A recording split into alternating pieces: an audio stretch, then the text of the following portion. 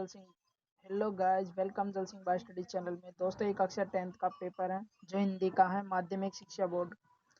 तो दोस्तों, आपका पेपर कैसा रहा है? 3.5 घंटा में आपने कितने नंबर कितने नंबर बन रहे हैं? पूर्णांक 80 का है, तो 80 में से कितने नंबर बनेंगे आपके? तो आंसर की दोबारा चेक करके आप कमेंट में ज़रूर बताना, प्लीज़ प्लीज़। और वीडियो अच्छी लगे तो लाइक शेयर सब्सक्राइब भी करना। चलते हैं आगे। तो दोस्तों, बहुविकल्पी खंडेय में क्वेश्चन कर लेते हैं। तो इसमें क्या है? पहला, ऐसा शब्द जिनके स्वरूप में लिंग, वचन, काल आदि के प्रभाव से कोई विकार नहीं होता, वह क्या कहलाते हैं? अव्यय कहलाते हैं।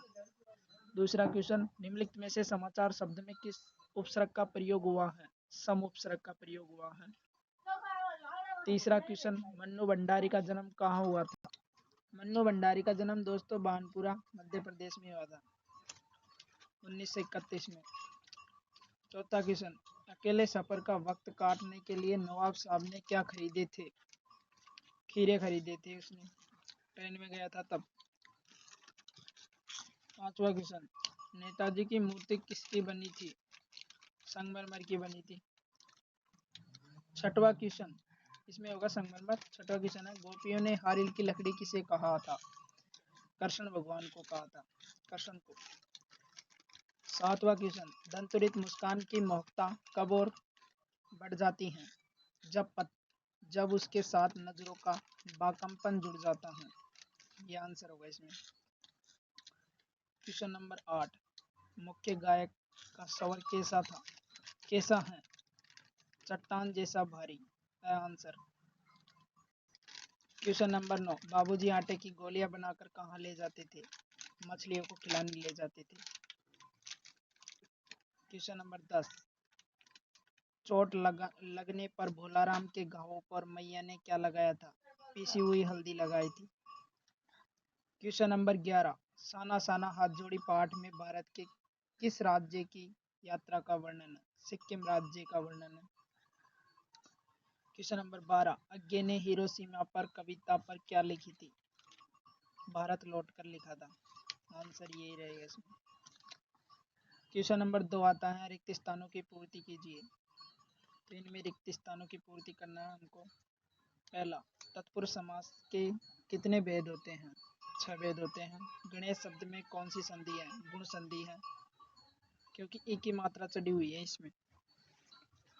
ऐसे तीसरा क्वेश्चन है, ऐसे शब्द जो संज्ञा व सर्वनाम की विशेषता बतलाते हैं वे विशेषण कहलाते हैं।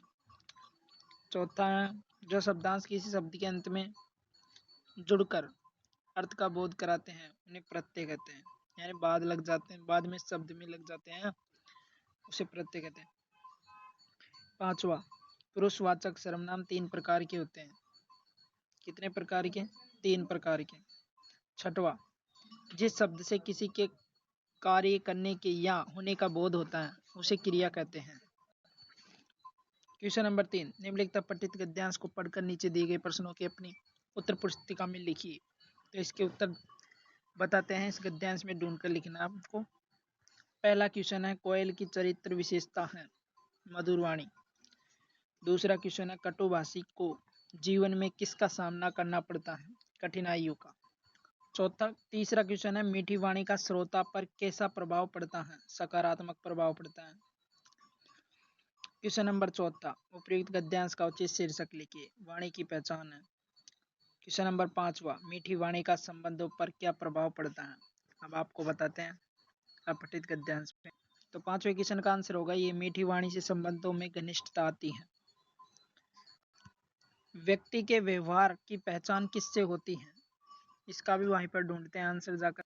व्यक्ति के व्यवहार की पहचान उसकी वाणी व्यक्ति के व्यवहार की पहचान होती है। चलते हैं आगे। क्वेश्चन नंबर 4, निम्नलिखित पठित पद्यांश को पढ़कर, वो गद्यांश था, ये पद्यांश है, इसको पढ़कर नीचे दी गई प्रश्नों पर अपनी उत्तर पुस्तिका में लिखिए। तो इसको बिना पढ़े आप डायरेक्ट आंसर पर जाते हैं।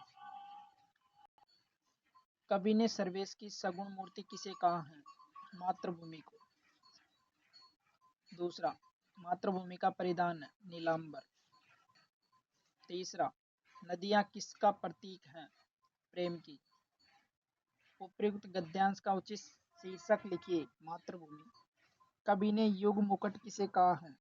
इसकी जांच करते हैं। पद्यांश। सूर्य और चंद्रमा को कहा है। किसको कहा है? सूर्य और चंद्रमा। क्वेश्चन 6। इस सुंदर वेश का अभिषेक कौन करता है? कौन करता है? पयोद। चलते हैं आगे। Question number 5। निम्नलिखित में से पठित गद्यांश को पढ़कर नीचे दिए गए प्रश्नों के उत्तर अपनी उत्तर पुस्तिका में लिखने थे। तो आपने कितने सही किए इसमें से? मिला लेना। नए किससे किसे बोलता है? अरब देश में फूंक कर बजाए जाने वाले वाद्य जिनमें नाड़ी नरकट या रीढ़ होती है उन्हें नए बोलते हैं। शहनाई किसकी उपाधि दी गई है? शहनाई को शाहने अर्थात सुशीर वाद्य शाह की उपाधि दी गई है। तानसेन द्वारा उचित बंदिशों में किन वाद्यों का वर्णन आया है?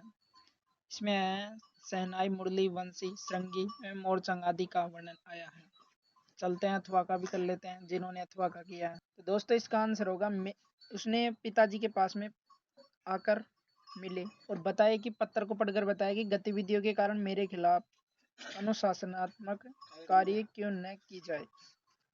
तो लेखिका ने क्या किया था? वो वहां से जाकर पड़ोस की एक मित्र थी उसके घर पर जाकर बैठ गई थी वो। तो तीसरा क्वेश्चन है लेखिका ने माँ से क्या कहा था? लेखिका ने माँ से कह दिया कि लौटकर जब मैं बहुत कुछ गुबार निकल जाए तब बुलाना, ये कहा था। चलते हैं आगे। Question number 6। निम्नलिखित पठित पद्यांश को पढ़कर नीचे दिए गए प्रश्नों को उत्तर अपनी पुस्तिका में लिखिए। शिव धनुष किसने तोड़ा था? राम ने तोड़ा था। धनुष को तोड़ने वाले को किसने समान बताया है? सहस्त्र भाव रिपु ने बताया है। परशुराम का क्रोध क्यों आया? परशुराम का क्रोध क्योंकि जब राम ने शिव जी का धनुष तोड़ा तो बिना समझे परशुराम कोई लक्ष्मण बोल पड़ा, आग बबूला हो गया, गुस्सा आ गया, इसलिए परशुराम जी को क्रोध आया था। अथवा का भी किया होगा कईयों ने, तो इसका भी आंसर जान लो। पहला, गोपियों ने किससे बड़भागी कहा है? उद्धव को कहा है। दूसरा है पुरइनी पात कहाँ रहता है? जल के भीतर रहता है। बोरी अबला किसे कहा है? गोपियों को कहा है। अब खंड बह के क्वेश्चन कर लेते हैं जिनका जवाब 40 शब्दों में मिलेगा आपको। 7वां क्वेश्चन, लेखिका के पिताजी की सबसे बड़ी दुर्बलता क्या थी? एक कहानी यह भी पाठ के आधार पर लिखिए। क्या थी उसके पिताजी की सबसे बड़ी दुर्बलता? लेखिका के पिताजी की सबसे बड़ी दुर्बलता यह थी कि लेखिका के पिताजी थे उसकी बेटी को अपने घर तक ही रखते थे, यानी चार दीवारी के अंदर ही रखते थे। और जब उनकी फैमिली बात करती थी तो उनके परिवार वालों के साथ ही वह बातचीत कर पाती थी। लेकिन उसने उसके पिताजी की बात न मानने के कारण वह अपने आवारा लड़कों या दोस्तों के साथ जाकर उनके साथ नारे गाने लग गई। इसलिए उसके पिताजी ने उसके साथ ही शादी करवा दी। 8वां क्वेश्चन है, जीवन के आरंभिक दिनों में अमीरुद्दीन की संगीत के प्रति आसक्ति किसके प्रभाव से हुई? नौबत खाने की इबादत पाठ के आधार पर बताइए। तो जीवन के आरंभिक दिनों में अमीरुद्दीन की संगीत के प्रति आसक्ति थी क्योंकि बिस्मिल्लाह खान एक शहनाई वादक यंत्र के रूप में कभी प्रसिद्ध है। बिस्मिल्लाह खान के अपने नाना के घर अमी अली खान गया था और तो वहां पर उसने संकट मोचन के मंदिर है जहाँ पर बालाजी का, वहां पर वो जाता था और उसके साथ ही जाता था उसके नाना जी के साथ में, और वह वहां जाकर शहनाई बजाता था। बस इतना ही लिखना है। तो दोस्तों क्वेश्चन 9 है, आग के आविष्कार में किसकी प्रेरणा रही होगी? संस्कृति पाठ के आधार पर आपको बताना। तो आग का आविष्कार की यह प्रेरणा रही थी कि भोजन को पकाने के लिए, और जो मांस होता है, जो शिकारी होते थे उनको मांस को पकाकर खाने के लिए, भून कर खाने के लिए, ये खाने पीने की चीजों के लिए आग का आविष्कार किया गया था। क्वेश्चन नंबर 10, उत्साह कविता में निराला ने बादल का चित्रण किस रूप में किया? बादल का चित्रण गर्जना के क्रांति के रूप में किया था। क्वेश्चन नंबर 11, अट नहीं रही कविता में कवि ने फागुन की सुंदरता को किन संदर्भों में? हट नहीं रही पाठ के माध्यम से कवि का मन मोह वसंत ऋतु की पेड़ पौधों के पत्तों पर था, क्योंकि उसकी सुंदरता उसके मन मोह यानी मोहमाया, उसी की मोहमाया में वह खो गया कवि, इसलिए उसकी फागुन की सुंदरता का चित्रण इसमें किया है। क्वेश्चन नंबर 12, संगतकार कविता में कवि ने किसकी भूमिका का महत्व बताया है?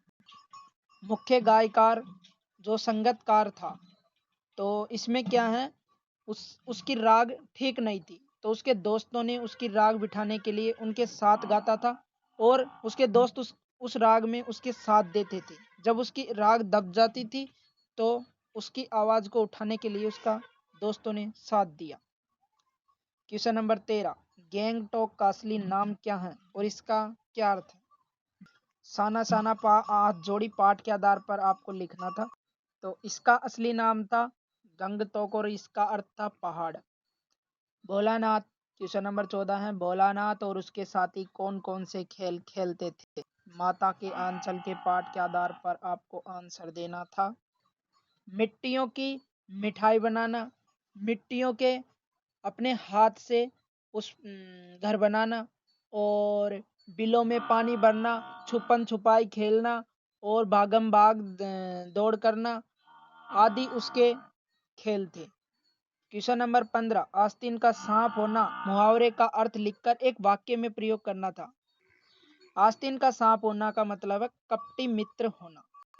मोहन और रोहन दोनों ही आस्तीन के सांप हैं, इसका वाक्य में प्रयोग हो चुका है। तो दोस्तों, खंडबता की बताएंगे हम। खंडसा के आपको अपनी बुक के अनुसार ही मिला लेना है, मैं बताने में थोड़ा ज़्यादा टाइम लगेगा, तो इतना ही बताना चाहता हूँ मैं। तो बस चलते हैं, मिलते हैं नेक्स्ट वीडियो में। ये बाल गोविंद भगत वाला और भी क्वेश्चन है, 17वां क्वेश्चन और 18वां क्वेश्चन 19, तो आपको इनका जवाब